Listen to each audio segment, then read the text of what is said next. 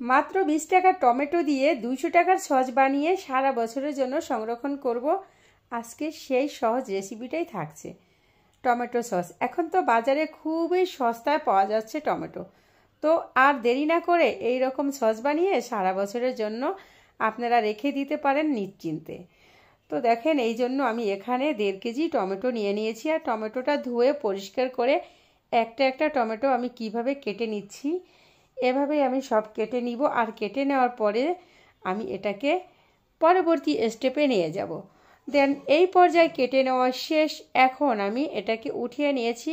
আর উঠিয়ে নিয়ে সেই পাত্রে এখন যাব পরবর্তী স্টেপ। এখানে আমি কিছুটা মশলা নিব।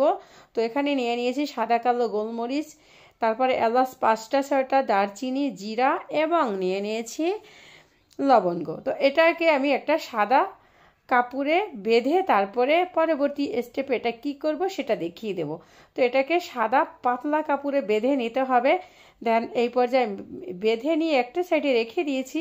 আর ওই যে টমেটো কেটে নিয়েছি এটা এখন একটা কড়াইতে দিয়ে পেঁয়াজ কুচি দিয়েছি, 1 কাপ রসুন কোয়া দিয়েছি, 5টা 6টা কুচি করে, 5টা 6টা শুকনো মরিচ এবং সেই যে মশলাটা বেঁধেছি পুঁটলিটাও দিয়ে দিয়েছি এই পর্যায়ে। এখানে আমি কোনো এক্সট্রা পানি দেই নাই। টমেটো থেকে যে পানিটা বের হয়ে আসবে ওই পানিতেই টমেটো সুন্দর করে সিদ্ধ হয়ে যাবে। দেন এই পর্যায়ে কিন্তু মোটামুটি সিদ্ধ হয়ে গিয়েছে। এখানে আমি 1 কাপ চিনি দিয়ে দিয়েছি, 1/2 কাপ দিয়েছি ভিনেগার, সামান্য দিয়েছি, মানে সামান্য না 1/2 চামচ দিয়েছি বিট লবণ। তো এই পর্যায়ে কিন্তু আমি পুঁটলিটাকে উঠিয়ে ফেলে দিচ্ছি।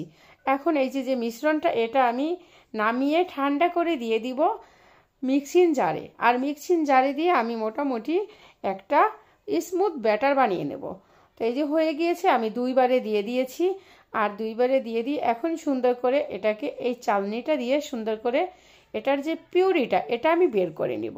আর এটার যে মানে ছাবাগুলো এক্সট্রা এটা আমি এই পর্যায়ে ফেলে দেব। তো এই যে আমি পিউরি নিয়ে নিয়েছি টমেটোর। এখন আমি একটা সাইডে রেখে দিয়ে একটা বাটি নিয়েছি। আর বাটিতে কিছুটা পানি, 1/2 কাপ পানির ভিতরে নিয়ে নিয়েছি কর্নফ্লাওয়ার। তো এটা আমি গুলিয়ে নিয়ে সেই যে পিউরিটা এটা কড়াইয়ে দিয়ে দিয়েছি। আর দিয়ে দিব কর্নফ্লাওয়ার। তো দিয়ে নাড়াচাড়া করে এটাকে আমি রান্না করে নিব যে পর্যন্ত এই পিউরির পানিটা একদম শুকিয়ে না যায়। তো রান্না করে নিব। আর রান্না করতে করতে কিন্তু একটা পর্যায়ে এটা হয়ে যাবে। তো এই যে দেখেন, আমি কিছুটা উঠিয়ে একটা প্লেটে দেখিয়ে দিচ্ছি। এটা থেকে যখন দেখবেন যে পানি বের হচ্ছে না ওই পর্যায়ে বুঝে নিতে হবে হয়ে গেছে। আর এই পর্যায়ে যদি পানি থেকে যায় এই সসটা কিন্তু নষ্ট হয়ে যাবে। দেন এটা খেয়াল রেখে এটা বানাতে হবে। এটার ভিতরে যেন পানি না থাকে। দেখেন কত সুন্দর হয়েছে, দানাদার। যাই হোক, এটা কিন্তু একদম পারফেক্ট হয়ে গিয়েছে। এটা একদম 1 বছর রেখে খেতে পারবেন। তো এখন আমি একটা পাত্রে নিয়ে নেব আর নিয়ে নেব একটা সুন্দর ছোট্ট বটলে। তো এই খুব সহজ সস রেসিপিটা একবার একটু কষ্ট করে বানিয়ে নিয়ে সারা বছর সংরক্ষণ করে দিয়ে রেখে দিতে পারেন।